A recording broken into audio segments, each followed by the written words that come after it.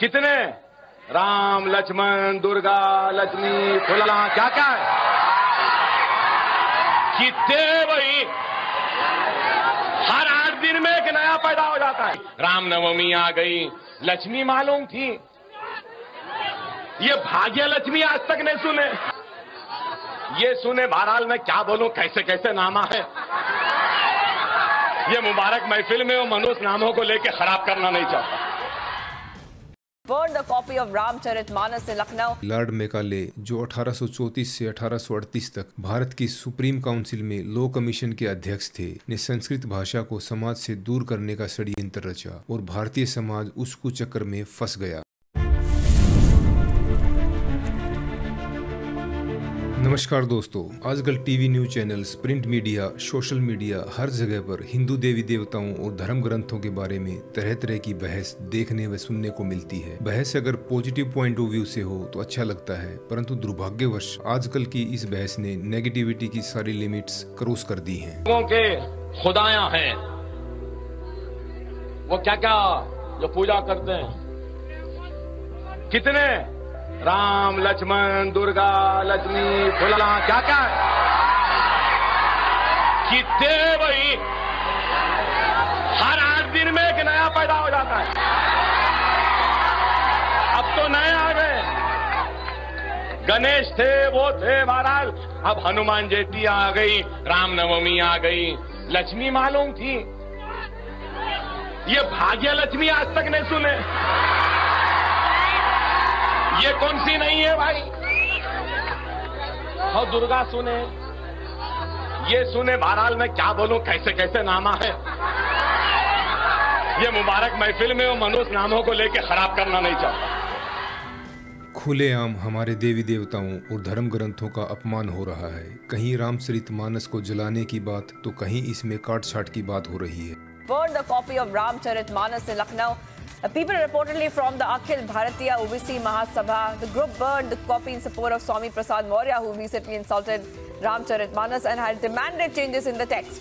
तो कहीं मनुस्मृति पर विवाद हो रहा है। कुछ तथाकथित विद्वान तो श्री राम को एक काल्पनिक पात्र बताने में भी संकोच नहीं करते हैं, जबकि भारत के सर्वोच्च न्यायालय ने भी भगवान श्री राम के अस्तित्व को स्वीकार किया है और अपने जजमेंट में श्री राम का जन्म स्थान अयोध्या बताया है। कुछ तथाकथित विद्वानों के इतिहास ज्ञान की प्रकाष्ठा तो यह है कि इनके विचार से रावण मर्यादा पुरुषोत्तम श्री राम से कहीं ज्यादा महान था। दुख की बात तो यह है कि ऐसी बातें कई बड़े बड़े कद्दावर नेता, मंत्री और कई धर्मगुरु बढ़ चढ़कर बोल रहे हैं। वो अपने राजनीतिक फायदे के लिए समाज को टुकड़ों में बांट रहे हैं। इस मामले में इन लोगों ने अंग्रेजों को भी काफी पीछे छोड़ दिया है। एक हेल्दी सोसाइटी और हेल्दी नेशन के निर्माण के लिए इस प्रकार की नेगेटिविटी को रोकना अत्यंत आवश्यक है। इस नकारात्मक सोच पर अंकुश लगाने के लिए आज की जनरेशन को अपने प्राचीन धर्म ग्रंथों, साहित्य और संस्कृति का समुचित ज्ञान होना अति आवश्यक है। कुछ लोग हिंदू धर्म और इसके प्राचीन धर्म ग्रंथों को पाखंड मानते हैं और इनका मजाक उड़ाते हैं। आज की जनरेशन अपने धर्म,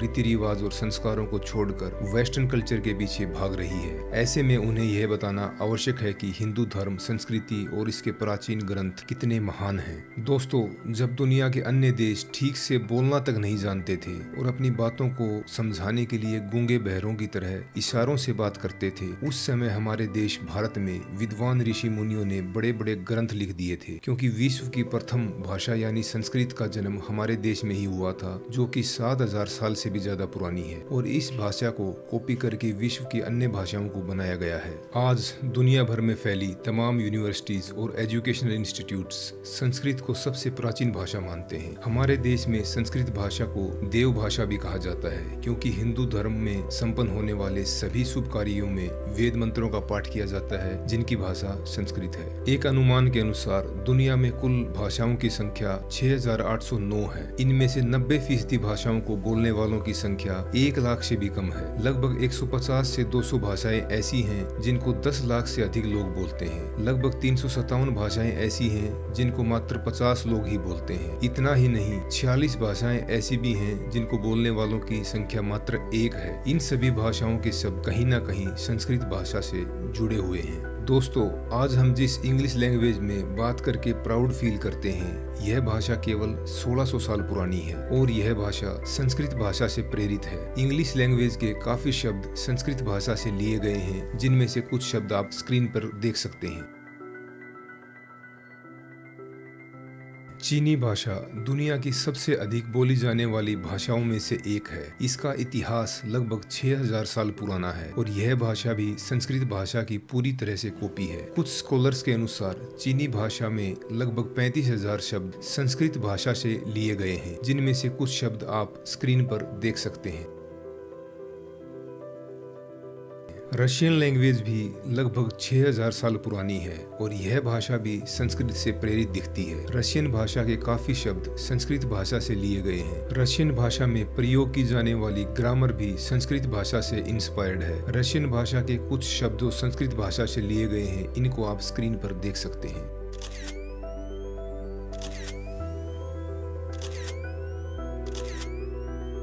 दोस्तों, उर्दू भाषा की उत्पत्ति 12वीं शताब्दी में हुई थी और यह केवल 800 साल पुरानी है। उर्दू भाषा की जड़ें संस्कृत भाषा से जुड़ी हैं। उर्दू भाषा को पहले हिंदवी या पुरानी हिंदी के नाम से जाना जाता था। उर्दू भाषा में संस्कृत और भारतीय प्राकृतिक भाषा के शब्दों का मिश्रण है। भाषा विज्ञान के अनुसार उर्दू के लगभग 70 से 75% शब्द संस्कृत और भारतीय प्राकृत भाषा से लिए गए हैं। उर्दू में केवल 25 से 30% शब्द फारसी और अरबी भाषा से आए हैं। उर्दू भाषा में संस्कृत भाषा के लिए गए कुछ शब्द आप स्क्रीन पर देख सकते हैं।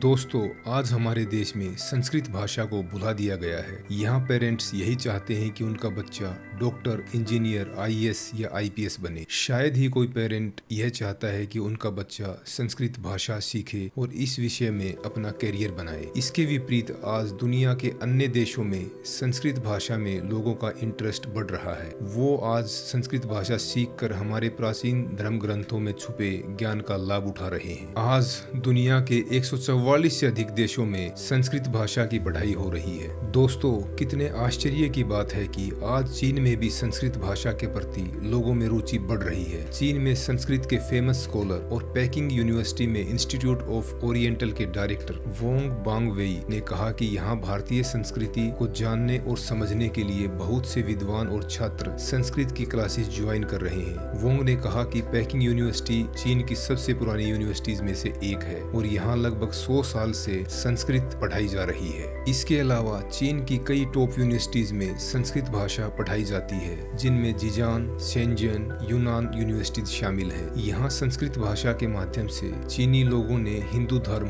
बौद्ध धर्म, प्राचीन भारतीय चिकित्सा, एस्ट्रोनॉमी और मैथमेटिक्स के बारे में काफी कुछ सीखा है। चीन में संस्कृत के प्रसार के लिए वोंग 4वीं सदी में चीन आए भारतीय विद्वान कुमार जीव को इसका श्रेय देते हैं। उन्होंने बताया कि करीब 2000 साल पहले भारत से आए विद्वान कुमार जीव ने चीन में 23 साल बिताए थे। उनका कुछ समय कैदी के रूप में और कुछ समय सम्मानित विद्वान की तरह बीता। उन्होंने संस्कृत भाषा में लिखे गए बौद्ध सूत्रों का चीनी भाषा में अनुवाद करने में महत्वपूर्ण भूमिका निभाई थी। उन्हें चीन के राष्ट्रीय शिक्षक का राजसी सम्मान मिला था। चीन में भारतीय विद्वान कुमार जीव की याद में 1150 किलोमीटर लंबे कुमार जीव मार्ग का निर्माण किया गया है और उनकी याद में अनेकों स्मारक भी बनाए गए हैं। दोस्तों, आज अमेरिका में Harvard university, Columbia university, California university, Berkeley university, Chicago university, Brown university, Cornell university, Johns Hopkins university, Indiana university, McGill university जैसी कई यूनिवर्सिटीज में संस्कृत की पढ़ाई चल रही है। यहाँ शिकागो यूनिवर्सिटी में सन 1892 से संस्कृत की पढ़ाई चल रही है। जर्मनी की 14 टॉप यूनिवर्सिटीज में संस्कृत की पढ़ाई होती है। यहाँ सन 1819 से संस्कृत की पढ़ाई के साथ साथ रामायण, भगवत गीता, महाभारत और प्राचीन भारतीय ग्रंथों की शिक्षा दी जा रही है। जर्मनी के मैक्स मूलर 19वीं शताब्दी के सबसे प्रसिद्ध इंडोलॉजिस्ट और उस समय के सबसे प्रतिभाशाली संस्कृत विद्वानों में से एक थे। उन्हें पवित्र हिंदू ग्रंथ ऋग्वेद के जर्मन अनुवाद का श्रेय दिया जाता है। उनके सम्मान में हमारे देश में दिल्ली सहित कई जगहों पर मैक्स मूलर भवन बनाए गए हैं। इंग्लैंड की 4 बेस्ट यूनिवर्सिटीज में संस्कृत की पढ़ाई होती है, क्योंकि वहाँ के लोगों का मानना है कि संस्कृत ही विश्व की समस्त भाषाओं की जननी है। संस्कृत को सीखने के बाद हम दुनिया की किसी भी भाषा को सीख सकते हैं। इंग्लैंड की ऑक्सफोर्ड यूनिवर्सिटी का नाम दुनिया की बेस्ट यूनिवर्सिटीज में आता है। यहाँ संस्कृत की शिक्षा सन 1811 से चल रही है। दोस्तों, संस्कृत के बारे में कुछ ऐसे तथ्य हैं जिन्हें जानकर आपको भारतीय होने पर गर्व होगा। हमारे विद्वानों ने संस्कृत भाषा में ही दुनिया का सबसे पुराना कैलेंडर विक्रम संवत बनाया था। साल 1582 से पहले यही कैलेंडर हमारा अस्तित्व हुआ करता था। हालांकि साल 1582 में रोम का ग्रेगोरियन कैलेंडर आया और पश्चिम की संस्कृति ने पूरी दुनिया को अपनी पकड़ में ले लिया, जिसके बाद पूरी दुनिया 1 जनवरी को नए साल का जश्न मनाने लगी। पूरे विश्व में 12 महीने का एक वर्ष और 7 दिन का एक सप्ताह की जो व्यवस्था है वह विक्रम संवत की ही देन है। विक्रम संवत अधिक वैज्ञानिक है, लेकिन उसे अव्यवहारिक और जटिल बताकर लागू नहीं किया गया। जबकि हमारे पड़ोसी देश नेपाल में अभी भी विक्रम संवत कैलेंडर ही प्रचलित है। संस्कृत विद्वान और भारत रत्न से सम्मानित प्रोफेसर पांडुरंग वामन अपनी पुस्तक धर्मशास्त्र का इतिहास में लिखते हैं कि विक्रम संवत सबसे वैज्ञानिक है। पश्चिमी कैलेंडर में सूर्य ग्रहण, चंद्र ग्रहण और अन्य खगोलीय परिस्थितियों का कोई संकेत नहीं मिलता, जबकि विक्रम संवत बता देता है कि किस दिन सूर्य या चंद्र ग्रहण होगा। यह ऋतुओं के साथ साथ ग्रह नक्षत्रों की पूरी स्थिति को भी बताता है। प्राचीन ग्रंथ सूर्य सिद्धांत के अनुसार पृथ्वी सूर्य का चक्कर लगाने में 365 दिन, 15 घटी यानी घंटे, 31 विफल यानी मिनट, 24 प्रति विफल यानी सेकंड लगाती है।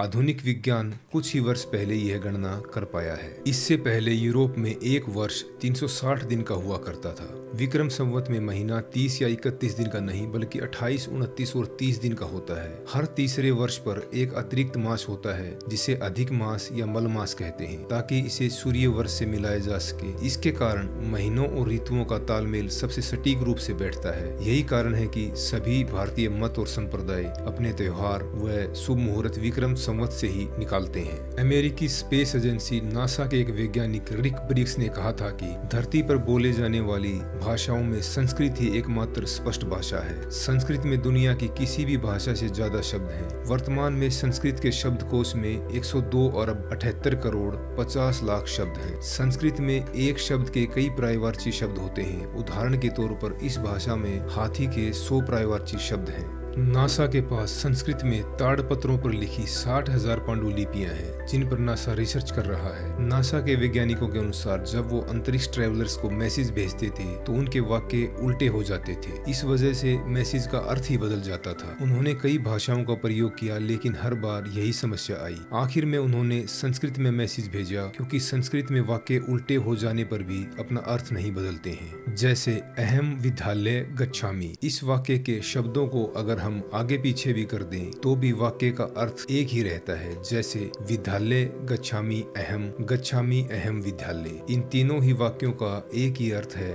मैं विद्यालय जाता हूँ। फोर्ब्स मैगजीन ने 1987 में संस्कृत को कंप्यूटर सॉफ्टवेयर के लिए सबसे बेहतर भाषा माना था। आपको जानकर हैरानी होगी कि कंप्यूटर द्वारा गणित के सवालों को हल करने वाली विधि यानी एल्गोरिदम्स संस्कृत में बने हैं, ना कि अंग्रेजी में। नासा के वैज्ञानिकों द्वारा बनाए जा रहे 6th और 7th generation super computer Sanskrit भाषा पर आधारित होंगे, जो 2034 तक बनकर तैयार हो जाएंगे। किसी और भाषा के मुकाबले संस्कृत में सबसे कम शब्दों में वाक्य पूरे हो जाते हैं। संस्कृत दुनिया की अकेली ऐसी भाषा है जिसे बोलने में जीभ की सभी मांसपेशियों का इस्तेमाल होता है। इसलिए संस्कृत स्पीच थेरेपी में भी मददगार है, क्योंकि यह कंसंट्रेशन को बढ़ाती है। अमेरिकन हिंदू यूनिवर्सिटी के अनुसार संस्कृत में बात करने वाला मनुष्य बीपी, शुगर, कोलेस्ट्रॉल आदि रोगों से मुक्त हो जाता है। संस्कृत में बात करने से मानव शरीर का नर्वस सिस्टम हमेशा सक्रिय रहता है, जिससे व्यक्ति के शरीर में पॉजिटिव एनर्जी सक्रिय हो जाती है। संस्कृत सीखने से दिमाग तेज हो जाता है और याद रखने की शक्ति बढ़ जाती है। इसलिए लंदन और आयरलैंड के कई स्कूलों में संस्कृत को कंपलसरी सब्जेक्ट बना दिया गया है। इस समय दुनिया के 17 से ज्यादा देशों में कम से कम एक यूनिवर्सिटी में टेक्निकल कोर्सेज में संस्कृत पढ़ाई जा रही है। दोस्तों, संस्कृत भाषा की शक्ति से भयभीत होकर अंग्रेज अधिकारी लॉर्ड मैकाले, जो 1834 से 1838 तक भारत की सुप्रीम काउंसिल में लॉ कमीशन के अध्यक्ष थे, ने संस्कृत भाषा को समाज से दूर करने का षड्यंत्र रचा और भारतीय समाज उस कुचक्कर में फंस गया। आज देश में जिस प्रकार का वातावरण दिखाई दे रहा है उसका मूल कारण हमारा अपनी भाषा से दूर होना है। इस ओर अगर हमारा ध्यान नहीं गया तो स्थिति और भी भयावह हो सकती है, क्योंकि प्रत्येक भाषा का अपना संस्कार होता है। हमारे देश में आज यह प्रत्यक्ष दिखाई दे रहा है। ग्लोबलाइजेशन की दुहाई देकर भले ही हम इससे मुंह मोड़ लें, परंतु यह स्थिति समाज को देश की मिट्टी और देश की परंपराओं से दूर ले जा रही है। ईसाई धर्म प्रचारक इस बात को शीघ्र ही समझ गए थे कि जब तक भारत में संस्कृत भाषा का प्रभाव रहेगा तब तक इस देश में ईसाई धर्म का प्रसार नहीं किया जा सकता। एक ब्रिटिश लेखक ने 1815 में धर्म प्रचार संबंधी अपना अनुभव लिखते हुए कहा कि ईसाई धर्म के प्रचार में बहुत बड़ी बाधा संस्कृत भाषा और उसमें लिखा गया साहित्य है। वह लिखते हैं कि पिछले 3 दशकों में हमने केवल 300 लोगों का ही धर्म परिवर्तन कराया है। यहाँ की शिक्षा व्यवस्था संस्कृत भाषा में होने के कारण यहाँ लोगों की अपने धर्म और परंपराओं में दृढ़ आस्था है। जब तक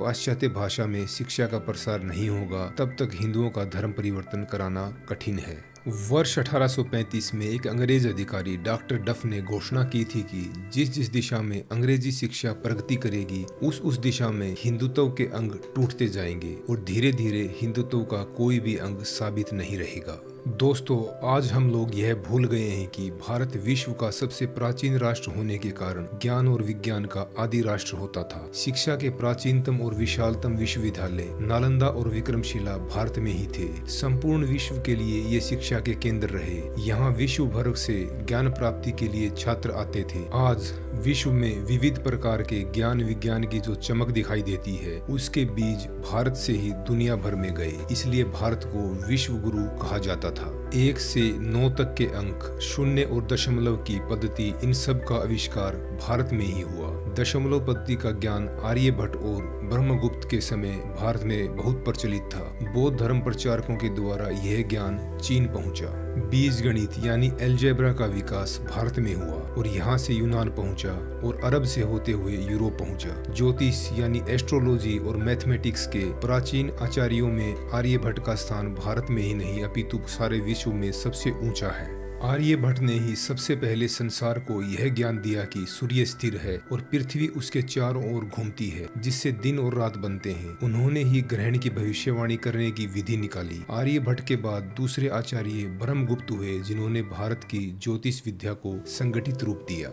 दोस्तों, किसी भी राष्ट्र की पहचान उसकी भाषा एवं संस्कृति से होती है। राष्ट्र की भाषा ही उसकी शक्ति होती है। भाषा ही समाज को अपने राष्ट्र के साथ जोड़ती है। भाषा के कारण न केवल संस्कृति का संरक्षण होता है अपितु राष्ट्र के साथ अटूट संबंध भी स्थापित होता है। संस्कृत न केवल भारतीय ज्ञान विज्ञान की भाषा है अपितु भारत की आत्मा संस्कृत ग्रंथों में निहित है। भारत की आत्मा को समझने के लिए भारतीय साहित्य का अध्ययन आवश्यक है। वेद, उपनिषद, अरण्यक, पुराण, धर्म ग्रंथ, रामायण, महाभारत, नाट्य शास्त्र, दर्शन शास्त्र, अष्टाध्यायी आदि भारत के अनुपम ग्रंथ हैं जो कि संस्कृत भाषा में ही लिखे गए हैं। दोस्तों, हमारे ऋषि मुनियों ने अपने ज्ञान और विवेक से हमारे धर्म, संस्कृति और भाषा को इतना श्रेष्ठ बनाया कि पूरी दुनिया भर से लोग इनको सीखने के लिए भारत आते थे। इसलिए संस्कृत भाषा का प्रभाव पूरे विश्व पर पड़ा। लेकिन आज हम हमारे इस रिच कल्चर को छोड़कर वेस्टर्न कल्चर को कॉपी कर रहे हैं। विदेश में जाकर शिक्षा प्राप्त करना और वहां जाकर काम करना आज एक स्टेटस सिंबल बन गया है। इससे हम कुछ पैसा तो कमा सकते हैं, लेकिन इससे हमको व हमारे देश को रिस्पेक्ट नहीं मिल सकती। अगर हमें अपने देश या समाज को ऊपर उठाना है तो हमें हमारे धर्म, संस्कृति और भाषा की रिस्पेक्ट करनी होगी। धन्यवाद।